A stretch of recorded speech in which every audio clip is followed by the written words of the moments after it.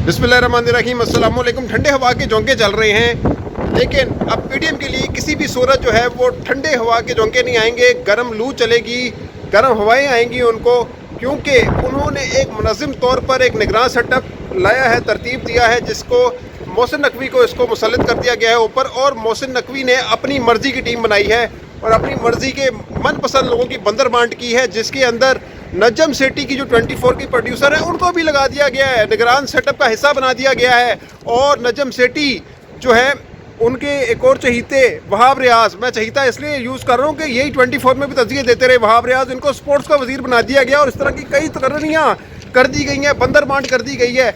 और आप देखिए कि इमरान खान के गिरद घेरा तंग करने के लिए किस तरह ये मोहसिन नकवी को मुसल्लत किया गया। और जैसा कि मैंने आपको पिछले व्लॉग में भी बताया था कि 22 अफसरान जिन्होंने 25 मई के वाक़यात में जुल्म की इंतहा की थी पीटीआई के रुकन पे, पीटीआई के अरकान पर, पीटीआई के मुजाहिरीन पर अंधाधुंध जो है वो जुल्म ढाए थे, अब उनको दोबारा वफाक से पंजाब में मुंतकिल कर दिया गया है। और अब पंजाब में मुंतकिल करने का मतलब ये है कि पूरी कोशिश की जाएगी कि पंजाब के इलेक्शन को टेम्पर किया जाए, धांधली की जाए और किसी तरीके से इमरान खान का जो रास्ता है वो रोका जाए। और इसके लिए ये पूरी कोशिश हो रही है, लेकिन इसके बावजूद इनके जो तकदीर में जो है ना, मेरे ख्याल से नाकामी ही नाकामियाँ लिख दी गई हैं। वो ऐसे लिख दी गई हैं कि एक तरफ इन्होंने कौमी असम्बली में भी इमरान खान का सफाया करने की कोशिश की, क्योंकि अब इनको एक डर पैदा हो गया कि शहबाज शरीफ जो हैं वो अब उड़ जाएंगे, अब शहबाज शरीफ उड़ जाएंगे। और इसलिए उन्होंने जल्दी हड़बड़ी में जो है इस्तीफ़े कबूल कर लिए। जो स्पीकर हमें आइन और कानून का दर्ज देता था कि आइन और कानून के मुताबिक इस्तीफ़े जो है वो मंजूर किए जाएंगे, एक एक को सुना जाएगा, वो एक एक को सुने बगैर ही दर अंधाधुंध जो है वो इस्तीफ़ों पर साइन करता चला गया और इस्तीफ़े मंजूर कर लिए। और अब पीडीएम जो है वो पूरे ऐसे हाथ पर हाथ रख के बैठ गई, ईजी हो गई कि बस अब तो बचत हो गई। लेकिन अब बचत कोई नहीं है, बचत इसलिए कोई नहीं है क्योंकि अब शहबाज शरीफ के लिए फिर से ख़तरे की घंटी बज गई है और अदम एतमाद की जो तहरीक है वो इनके ख़िलाफ़ आएगी और कामयाब भी होगी। अब इसके कवी इम्कानात पैदा हो गए हैं और मैं इसलिए कह रहा हूँ कि जो रूल है ना वो ये कहता है कि जितनी टोटल नशिस्तें होंगी ना किसी भी जमात की, उसको उस हिसाब से मखसूस नशिस्तें मिलेंगी। और पीटीआई की जो मखसूस नशिस्तें जो बनती हैं ना, उनकी नशिस्तों के एतबार से तो वो बनती हैं 27, जिसमें 23 ख़वातीन की मखसूस नशिस्तें होंगी और 4 जो होंगी वो होंगी अक़लियतों की, जो कुल मिला के होंगी 27।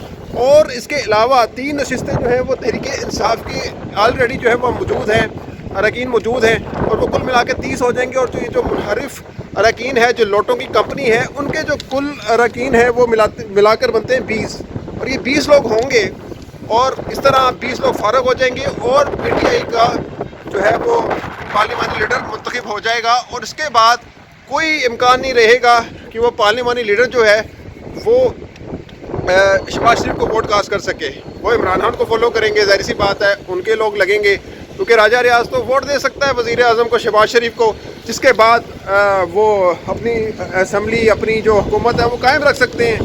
तो इसीलिए अब ख़तरे की घंटी फिर से बजना शुरू हो गई है शहबाज शरीफ के लिए। अब क्योंकि अदम एतमाद का वोट आएगा, सदर किसी भी वक्त वज़ीर आज़म को कह सकते हैं, हाँ भाई गिनती पूरी करो, अपनी गिनती पूरी करो। मैं माज़रत चाहता हूँ, मेरे बाल हवा में उड़ रहे हैं इस टाइम, क्योंकि मैं अभी छत पे बना रहा हूँ इस वीडियो को। तो बहरहाल अब उनके लिए मसले मसाइल क्रिएट हो गए हैं। तो अब ये पंजाब के अंदर जो घेरा तंग कर रहे हैं, अब फवाद चौधरी को पकड़ लिया। मैं अब फवाद चौधरी की तारीफ़ करने पर मजबूर हूँ। मैं भी कहीं ना कहीं ये समझता था कि यार फवाद चौधरी कहीं ना कहीं जो है वो धोखा दे सकते हैं, क्योंकि जब अदम एतमाद की तहरीक आ रही थी तो कौमी असम्बली के अंदर फुटेज थी, ख्वाजा साद रफ़ीक के हाथों में हाथ रख कर वो बैठे हुए थे। ऐसा मालूम हो रहा था कि अपनी जगह पक्की करना चाहते हैं। लेकिन बहरहाल फवाद चौधरी का माजी भी कोई इतना अच्छा नहीं है, पीपल्स पार्टी में रहे, काफ लीग में रहे, तो एक लोटे के तौर पर जाने जाते रहे। लेकिन अब उन्होंने अपना वो दाग जो है वो धो दिया है। और ये बात भी हकीकत है कि जब वो तहरीक इंसाफ में आए तो उस वक्त कोई तहरीक इंसाफ की कोई आला क़यादत नहीं थी, उस टाइम कोई बहुत बड़ी क़यादत नहीं थी। ये बाद में बने शाह महमूद कुरैशी, असद उमर वगैरह, तो इन्होंने ही जो है वो संभाला फिर और दिफा किया इमरान खान का और इनकी जमात का, और अब तक दिफा कर रहे हैं और अब उसका खमियाजा भी भुगत रहे हैं। तो बहरहाल ये इनका क्रेडिट है कि वो इस्तिकामत पर कायम हैं और वो कह रहे हैं कि मैं अपने बयान पर डटा हुआ हूँ, डटा रहूँगा। تو اب یہ آنے والے وقتوں میں تحریک انصاف کے اور بھی جو اراکین ہیں اور بھی جو رکن ہیں ان کے لیے بھی مزید مشکل کریٹ ہوگی اور ان کے گرد بھی گھیرا تنگ ہوگا. اور حکومت کی تو پوری کوشش ہے کہ کسی طریقے سے جو ہے پہلے تحریک انصاف کے اہم رہنماؤں کو گرفتار کیا جائے, پھر اس کے بعد عمران خان کو ٹارگٹ کیا جائے. تو یہ ان کی جو ہے بیسیکلی ایک اسٹریٹجی بنی ہوئی ہے, لیکن وہ اس میں میرا نہیں خیال کامیاب ہوتے ہوئے کسی بھی طور پر نظر آئیں گے. اور اب یہ پتہ کسی بھی وقت کھلایا جا سکتا ہے عدم اعتماد کی تحریک کا, اور شہباز شریف کے لیے جو ہے وہ مزید تنگی ہوتی ہوئی نظر آ رہی ہے. اب کہ انہوں نے کیا سوچا تھا کہ بھئی اب تو سارے استعفے منظور ہو گئے, اب عدم اعتماد کی تحریک سے ہم بچ جائیں گے, لیکن وہ اللہ تعالیٰ کو کچھ اور ہی منظور ہے, کیونکہ اللہ تعالیٰ بھی جانتے ہیں کہ اس ملک میں کیا ہو رہا ہے, کس طرح سے ہنیر پایا جا رہا ہے. وہ پنجابی کا لفظ ہے نا ہنیر, اپنی مرضی کی تقرریاں, لوٹ مار, سب کچھ چل رہا ہے.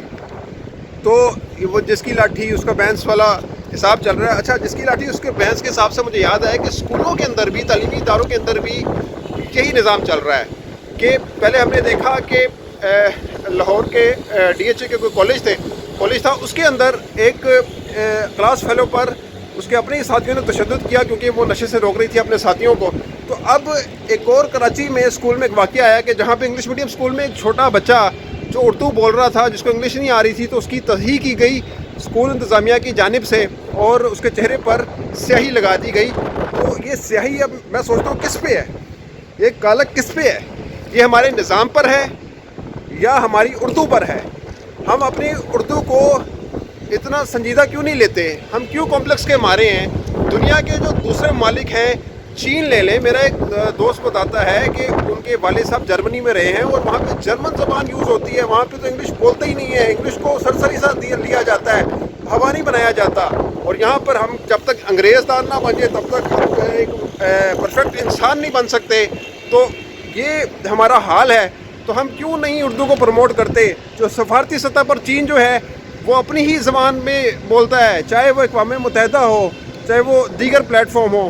تو جرمنی بھی اسی طرح, چائنا بھی اسی طرح, تو وہ فخر کرتے ہیں. ہم کب فخر کریں گے؟ ہم کالک مل رہے ہیں اور کیا ثابت کر رہے ہیں؟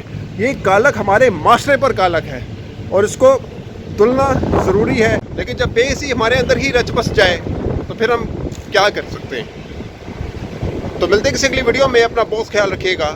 اللہ حافظ.